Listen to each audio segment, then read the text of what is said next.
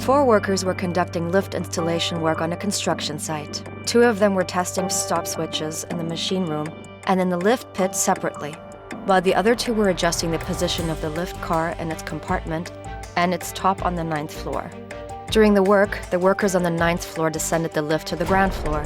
While the lift descended to the ground floor, the worker inside the lift pit could not escape on time. As a result, he was trapped to his death between the lift car and the lift shaft.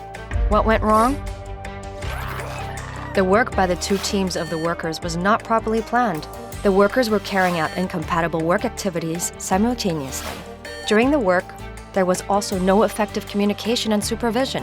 While the worker was testing the switches inside the pit, the workers were adjusting the lift, which required to operate the lift to different floor levels and the ground floor. As a result, it caused the fatal accident. How to prevent the accident? For lift installation work, a permit to work system should be implemented with appropriate safety precautions in place to prevent workers from being trapped or stuck by a lift. Such precautions include properly plan and coordinate work to prevent incompatible work activities being carried out at the same time. Appoint a supervisor to ensure strict compliance of the safety precautions. Strictly prohibit workers from entering the lift shaft while the lift is in operation. Alternatively, when the lift is not in operation, stop the lift and activate both stop switches separately before entering the lift shaft and upon arrival at the pit. And post warning notices at the shaft entrances, the lift, the machine room, etc. Take adequate safety precautions and work safely.